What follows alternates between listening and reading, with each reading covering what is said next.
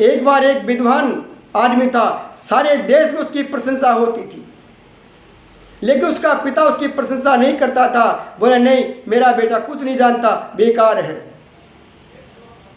एक बार वो लड़का सोचता कि मैं मेरे पिता को ख़त्म कर दूं, क्योंकि सारी दुनिया में मेरी प्रशंसा होती है, मेरा पिता मेरे को गलत मानता है, मेरा पिता मुझे अज्ञान समझता है।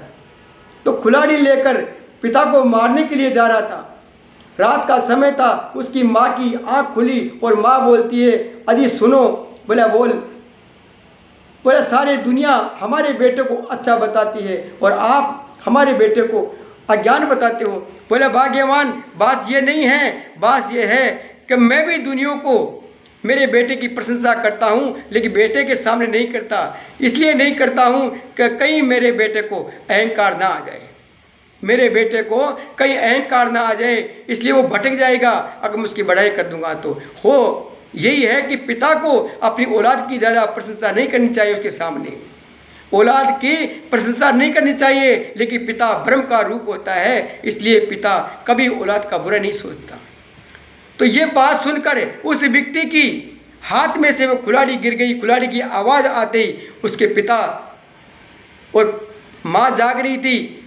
बोली, बेटा ये क्या, इतने टाइम रात को 12 बजे तू कुल्हाड़ी लेके कहाँ जा रहा था? वो बोलता है कि पिताजी सच बात तो ये है कि मैं आपको मारने के लिए आया था। बोला क्यों? बोला सारी दुनिया मुझे अच्छा मानती है और आप मुझे बुरा मानते हैं, इसलिए मैं सोचा कि एक व्यक्ति मुझे गलत मानता है, मैं उसको मार दूँ। लेकिन पिताजी आप तो मुझे बहुत ज़्यादा चाहते हैं। बोला कोई बात नहीं बेटा, जाके सो जाओ। बोला नहीं पिताजी, मैं दंड का भागीदार हूँ, मुझे दंड दीजिए। बोला दंड तेरे को यही है कि इस दुनिया में सबसे ज़्यादा तुझे कौन चाहता है? बोले मेरे ससुराल वाले चाहते हैं। बोले तेरा दंड ये है कि 6 महीने के लिए तू तेरे ससुराल में जाकर रहे, 6 महीने के लिए तू तेरे ससुराल में जाकर रहे। तो वह गया, पहले दिन गए तो मेहमान की अच्छी सेवा की, हलवा पूड़ी खीर जो से अच्छे अच्छे माल खिलाया। 2 दिन बाद उनको रोटी मिली। ऐसे करते करते 2-3 महीने निकल गए। तो उनको बोले कि ऐसे करो, हमारी गाय चरा के लाओ, हमारा गायों का गोबर फेंको, हम काम पे जा रहे हैं और खेत में जाना है।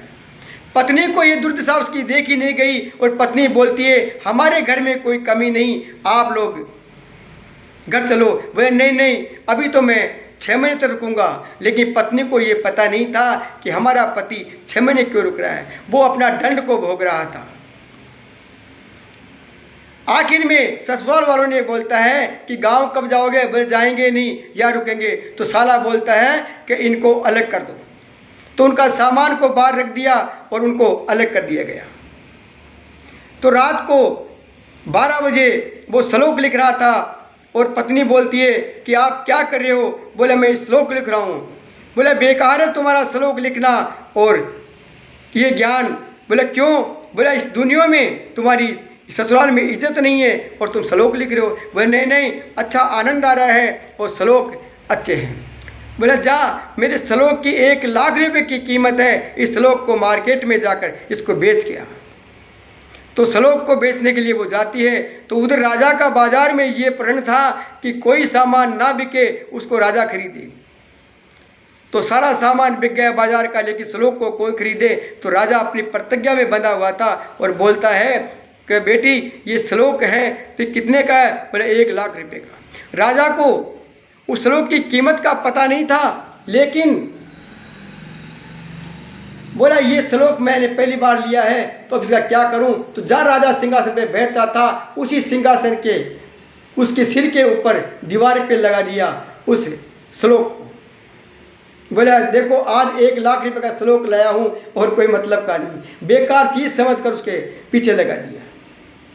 राजा का बेटा के मन में लालच आ गया कि पिता को मार देता हूं और मैं राजा बन जाता हूं। तो तलवार लेके रात को 12 बजे वहां गया तो उसकी नज़र उस श्लोक पे पड़ गई। उस श्लोक में ये लिखा हुआ था, उस श्लोक में ये लिखा हुआ था कि इंसान को अपना धैर्य और धर्म और विवेक को कभी नहीं छोड़ना चाहिए, अपनी सत्यता को कभी नहीं छोड़ना चाहिए।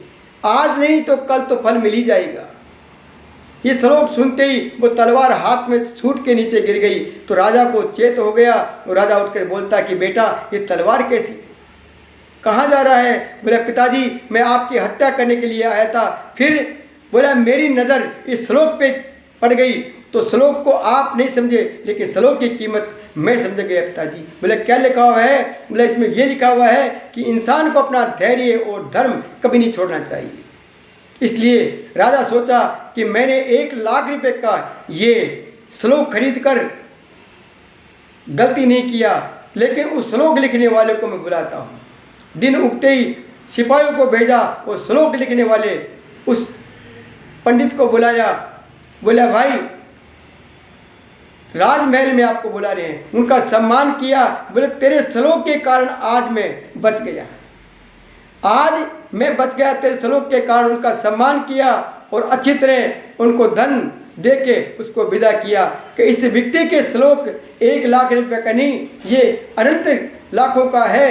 अरे जो श्लोक से ही आदमी की जान बच सकती है तो श्लोक से भगवान से क्यों नहीं मिल सकता, क्यों नहीं मिल सकता। इसलिए भाई आदमी को धैर्य रखना चाहिए। और राजा अपने बेटे का राज तिलक कर दिया और वैराग्य की तरफ चला गया, भगवान की भक्ति करने लग गया। जय श्री राम, जय श्री राम।